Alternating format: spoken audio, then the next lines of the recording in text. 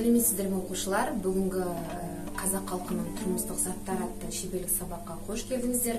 Бұл шеберлік сабақ осы музейлік жас экскурсовод және де жас өлкетанушы жобасының аясында өтіп отыр. Және де шеберлік сабақты жүргізетін музейдің суретші, қалпына келтірушісі және де Қазақстан Республикасының суретшілер одағының мүшесі, мәдениет қайраткері Исатаев Ерғазы Кеңесұлы. Ендігі кезекті Ерғазы Кеңесұлына берсек. Ал енді құрметті оқушылар, бүгінгі сабағымыз қазақтың қолданбалы өнері деп аталады. Өйткені қолданбалы өнер деп айтатын себебім, аталарымыз, әжелеріміз жасаған затын тұрмыста қолдана білген. Мысалы, мына жерге келіп көретін болсаңыздар, мына жерге тақалыңыздар, мен сіздерге мына кітаптың бетіндегі заттарды көрсетейін. Мына жерде киіз үйдің сүйегі дейді. Сүйегі дегенді білесіңдер ғой, мына жерде мынау керегесі, мынау уғы, шаңырағы, есігі мысалы. Осының бәрін аталарымыз мысалы талдың ағашынан иіп бәрін осыны жасаған. Одан кейін мысалы мына жерде киіздердің мысалы әжелеріміз басқан. Түйенің жүнінен, қойдың жүнінен жаңағы осының бәрін технологиясын, техникасын бәрін кезінде білген оқушылар. Енді мына жерде ашып көретін болсақ, мына киіз үйдің мен сіздерге айтайын, мына жерде түсіндіріп кетейін. Киіз үйдің орналасуы. Қазір мен бұл кітабымды болу керек. Көрдіңіздер ме? Мына жерде мысалы мынау киіз үйдің ішіне кірген кезде оң жағында біздің әжелеріміздің жаңағы асқа қолданатын жаңағы саяқтар тұрған. Кіргенде оң жағында. Одан кейін мысалы мына жерге қарасаңыздар, ас үй әбзелдер дейді. Мына жерде мына асадал дейді. Біз енді қазіргі тілмен айтқан кезде шкаф дейміз ғой. Ал негізі асадал дейді. Өйткені айтылу себебінің өзі ішінде тұрған зат адал болған. Сондықтан да бұл асадал деп атаған мысалы. Одан кейін кебеже. Сонда мысалы содан былай айналып келген кезде мына төр жағында сандықтарымыз тұрған. Одан кейін жаңағы киім ілгіш. Адал бақан дейді. Міне көріп тұрғандарыңыздай міне адал бақан. Мына киім ілетін адал бақан. Мына жерде бектері бар. Киім ілетін. Бұл ана кереге басы опқа бекітіледі. Киіздің бір жақ шетінде тұрады. Одан кейін енді келетін болсақ, мына жерде мынау кіргенде сол жағы. Сол жағында жаңағы үйдің отағасының ер тұрманы, содан кейін жаңағы әбзелдер тұрады. Енді ол кісі батыр болатын болса, 5 қаруда жаңағында керегеден тұрған. Сол жағында. Көрдіңіздер ме?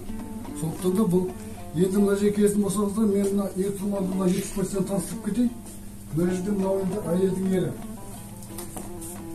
Әйелдің ері мынау кезінде аталарымыз мысалы ердің қанаты ат дейді ғой. Сондықтан да жаңағы күнделікті табыс табатын жаңағы көлік болғандықтан ол астындағы атты құрметпен мінген. Әшекейлеп мысалы қарастырғандарыңызда мынау жүгендердің бәрі күмістелген. Мынау ер адамның еріне қарағанда әйел адамдікі неғұрлым алтын жалатқан күміспенен қаптап небір қымбатты тастар салған. Мына жерде қарап тұрғанда мынау жүген, мынау құйысқаны, мынау екі түрлі жүгенмен құйысқан тұр. Одан кейін мынау шідер дейді. Шідерді не үшін пайдаланған? Мынау жайлауда қой бағып жүрген кезде мысалы атты демалтады ғой. Аттан түскен кезде аяғына шідер байлық қойған, кигізіп қойған. Алысқа кетіп қалмасын деп жаңағындай. Енді мына қастарында тұрған мынау құран ер дейді, мынау ердікі, ер адамдікі. Тоқымы мысалы. Енді мына жерде мен айтып кетейін сіздерге міне. Жаңағы орналастырған нелері. Мына басып тұратын жүген. Негізі ер балалар негізі сендер өздері ойларына тоқпаған дұрыс та. Яғни жүген, мына өмілдіргі. Оны не сұраған өмілдірікті? Бұл тек қана әшекей үшін емес. Мысалы мынау тауға шыққан кезде ер артқа кетіп қалмас үшін жасаған. Өмілдірікші. Мына құйысқанды таудан төмен түскен кезде ер алдына кетіп қалмасын үшін жасаған. Мынау тоқым мысалы, мынау зөңгісі. Мына жерде көне заттарды көріп тұрғандай мысалы. Тартпасы бар, айыл тартпа, шап тартпа дейді, мысалы шабына келетін ше. Енді мына жерде мен сіздерге түсіндіріп кетейін, мына жерде ердің өзі 5 түр болған. 4 түрін айтып кетейін, бұл негізі ердің 4 түрі мынау найман ер дейді. Мынау шығыстың ері. Кезінде Абай атамыздың ері осындай ғой, болған. Шығыс Өскемен, мынау Семей жақтікі. Одан кейін батыстікі батыстың елдерін мен сізге көрсетейін, мына жерде бар бұл. Шошақ басер дейді.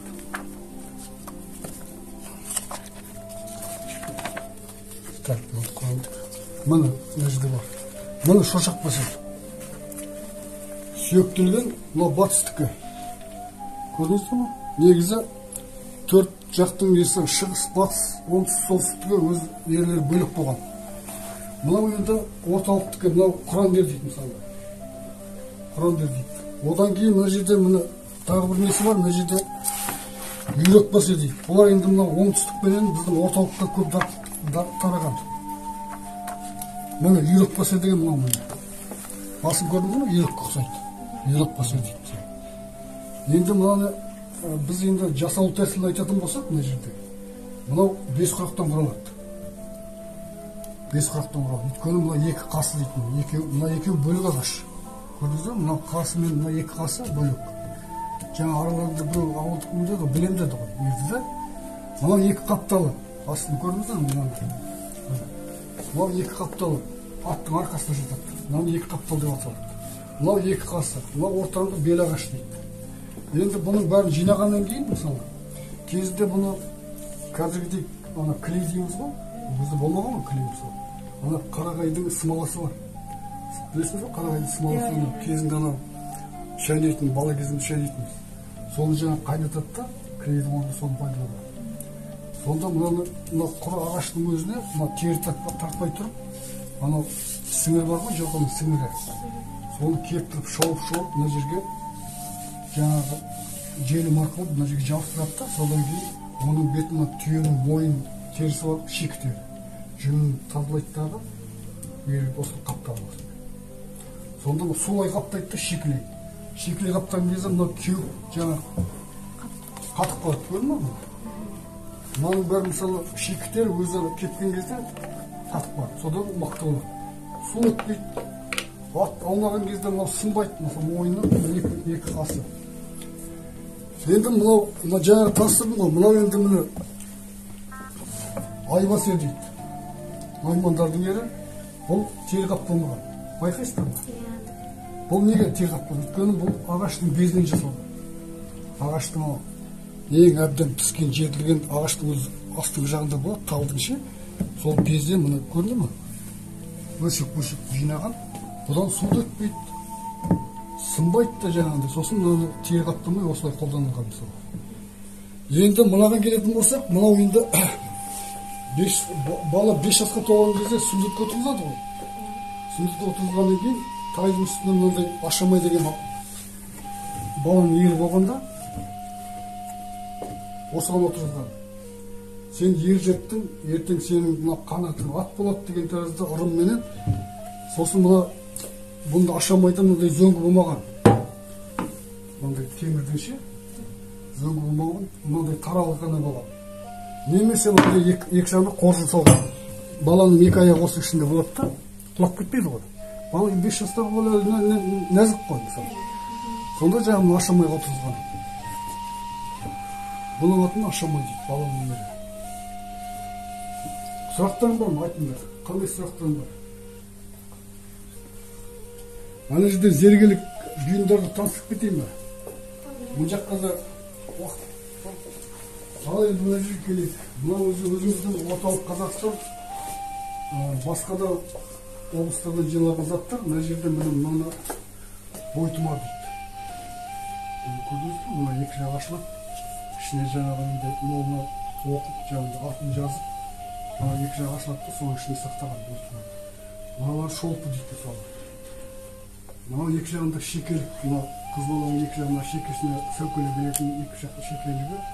Мынау шашбау дейді. Мынау екі сырғасы. Мынау қапсырмасы. Мынау бешпент дейді ғой. Мынау да шолпы мысалы. Мына жерде білезіктерін түр көп түседі. Ширақ білезік дейді. Сағат білезік дейді ортасындағы ше. Мынау сағат білезіктің негізі аның іші ашылу керек та, ішіне жаңағындай тұмар. Сондайларды соның ішіне моллаға оқытып, мынаның ішіне салып, бетін жапқан. Ол сағат білезік. Енді мына жерде көп тұрғаныңызда, мына жерде зергердің жаңағы аспаптары сақ жасайтын. Мынау кісе белдік. ердің жаңағы шапанның сыртынан буынып пісе бердік. Мынау да соның бір түрі. Мынау енді негізі біздің аймақ, біздің негізі біздің елдік емес, бұл Қытайдағы біздің қандастарымыз бар. Сол оршық көшіп келгенде осыны біздің музейге осылай тапсырған. Мынау енді өзіміздің осы Қазақстанның белді, Қазақстанның шеберлер жасаған. Ал енді мына жерде көріп, экспрессияны көріп тұрғандарым, мына жерде мынау саба дейді, қымыз құятын отыз, жылқының терісінен жасалынған. Мынаның астындағы ағаштан жасалған сабаяқ дейді, аяғы деп есептеледі да. Мына піспегі бар, мынау керегенің, мына білегін көріп тұрсыздар ма? Білегі кереге ілінеді да, мына ішінде қымыз құйылып, қымыз сақталады. Ал мына зат көнек дейді. Бұл бие сауатын теріден жасалған шелек. Біздің сөзбен айтқан кезде, бұл неге теріден жасалған? Өйткені ол салдырламайды, бие өртпейді салған кезде. Сондықтан да теріден алып жасалған, алдында шуы бар, көрінген, байқалған. Ана тұрған кесе қап дейді. Bunun içine где-то 10 шақты кесе кіреді да, жаңағы көш көзде жаңағы біздің атамыз көш көзде болды ғой. Сол кезде ішіне кеселі салаттағы басын болады да қанжыға байласа. Кесе сынбайды. Қазір біз көшетін болсақ, қағаз, газеттермен ертіп атамыз, ал жерде кезінде болмаған. Мынау торсық қасында тұрған. Жан торсық дейді.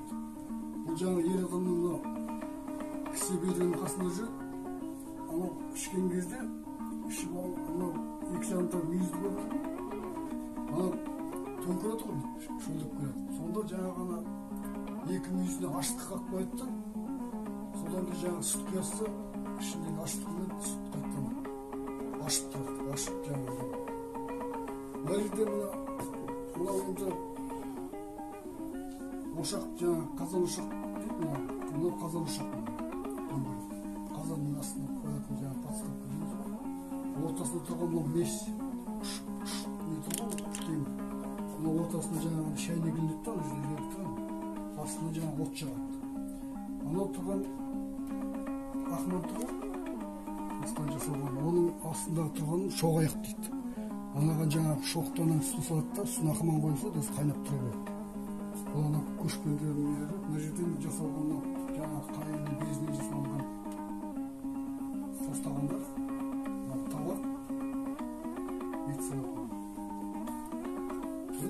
Мыналар енді жаңағыдай жылқының терісінен жасалған, анау сиырдың терісінен жасалған кесер. Бұл кепсер, жаңағы кепсер айыр тәрізді тұрған, қазанның ішіне жаңағы етті алып шығуға түйрек. Одан кейінгісі кішкентай тұрған ортасында ол қазан қылғыш дейді. Қаспақ қылғыш, жаңағы қазанның ішінде қаспақ бар, соны қылады. Одан кейінгісі кепсер. Кепсер не істейді? Еттің болмайды. Қандай тағы да сұрақтарым бар. Бұл енді сабаның бір түрі. Бұдан кейін мес деген бар. Мес деген ол 4-5 жылқының терісінен жинап жасалған жаңағы үлкен ыдыс қой. Соны мес дейді. Ол енді атына сай өзі үлкен болады да, оның ішіне бір 40-50 литрден көп жаңағы қымыз құйылады. Күбі ол уже бертін келе нетілгенде күбілер. Мынау кезінде күбі болмаған. Осы жаңағы мынауымен пайдалануға. Осының бәрін сіз өзіңіз істедіңіз? Мынау мен өзім жасаған заттарым. Мынау енді мынау тұрған музейдің өзінің қорындағы зат. Мынау табақ. Осы төртеу. Қалған өзім жасаған дейді.